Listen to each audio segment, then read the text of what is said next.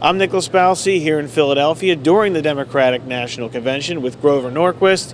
Thanks for taking some time to speak with us. Good to be with you. First, I wanted to ask you about the pledge. Everybody knows about the pledge. Donald Trump has not signed it yet, correct? What's the status of His that? campaign manager, Corey Lewandowski, sent me an email saying that he has signed it and they get over to me. But then they had changes over there. So I've been told that it's signed over there, but I don't have it. Until we have it and put it online, it's not signed. It's not privately signed, doesn't count. I think at some point it will be publicly signed. He may have his own timetable. The other piece to this is that he has publicly stated, Time Magazine and other places, never ever would he agree to a tax increase. So he's publicly stated that he has taken the pledge or makes the pledge. But in order to be fair to all other candidates, we really need to see a signed version that we can put online so everybody can see it. Now, based on what you've seen from his tax plan, do you trust that he will not be raising taxes at all if he were elected, at least for 4 years? Yes, the criticism of Trump's tax plan is it cuts taxes too much. Not my criticism, other people's criticism. It is a tremendous pro-growth tax policy. Takes the corporate rate from 35 down to 15. That makes us better than China, better than Canada, better than almost everybody in Europe, a little bit behind Ireland. But right now we're at 35, we're dead last. We're the worst country in the world to do business in because of our corporate income tax. And getting that down to 15 is huge, huge, huge. I understand that the plan is also going to include full expensing, which is another wonderful way to have strong, strong economic growth. So it's a great plan, it's pro-growth. One of the things we need to look at is how much we can reduce spending. And if Paul Ryan and Mitch McConnell are sitting at the other end of the table and you're talking about reforming welfare programs, 185 different welfare programs, you could reform those over the next decade, save a lot of money, allow for a bigger tax cut.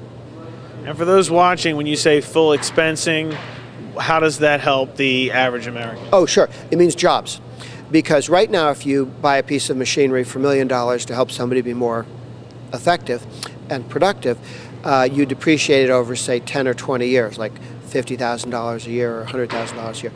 That raises the cost of capital. But if you can expense it year one, this does not go into profits. Why not? Because we spent it, because it's not profit anymore. It dramatically reduces the cost of capital. It means you can do more, spend more on capital per worker, and therefore make them more productive. Therefore, you can pay them more. It's a huge, huge, big deal. Okay. Now, you've heard from some Democrats that Trump's tax plan would benefit the rich disproportionately. They would see a higher benefit. Is that true based on your analysis? Well, no, because there are people in the lower middle income area that go from paying taxes to zero. That's an infinite change. And somebody in a higher income bracket could see a reduction in the marginal tax rate. But they were talking about taking it from 43 down to 30 or something. It's on a dollar amount.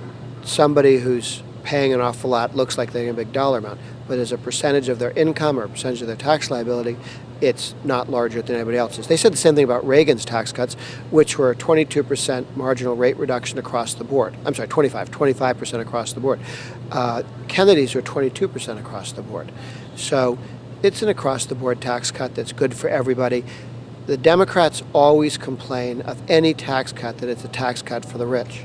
But when they put in taxes, they tax gasoline, which is a tax increase disproportionate on lower-income people. Tim Kaine, the vice president pick that Hillary has, raised income taxes in Virginia on everybody who earned more than $17,000 a year. Raised taxes on alcohol, cigarettes, cars, gasoline, all excise taxes that target middle-income people.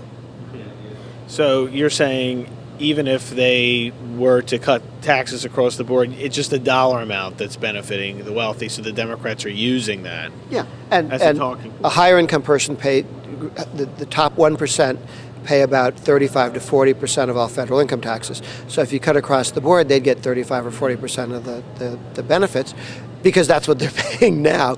And it looks odd only because the tax code is so progressive. So when the Democrats lie and say the rich aren't paying their fair share, and then when they get a tax cut, it's the same share as they've been paying, they go, that's a huge share. We'll back that up. It's also a huge share of what they pay. On the spending side, though, what about cutting spending? Because you cut taxes, less revenue coming into the government for tax revenue.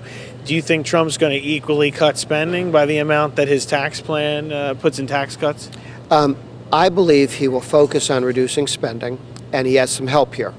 Paul Ryan has spent most of his life working on reforming entitlements so that they reform to cost less. Last time I looked at his plan on reforming entitlements, they saved about $6 trillion in the next decade. So that's a lot of reform. It's not cutting anything. It's not like you cut something 6% across the board or 10% across the board. You reform it so that there's more competition, so that states compete with each other, so that good ideas can, or that you have flexibility for good ideas. I think that Ryan and Mitch McConnell will offer a smorgasbord or Chinese menu of which kind of spending cuts do you like? And then we can match up your tax cuts to go with them, and we do both. We need to do both. We need to spend less, and we need to tax less. In Philadelphia at the RNC's headquarters during the DNC, I'm Nicholas Balassi.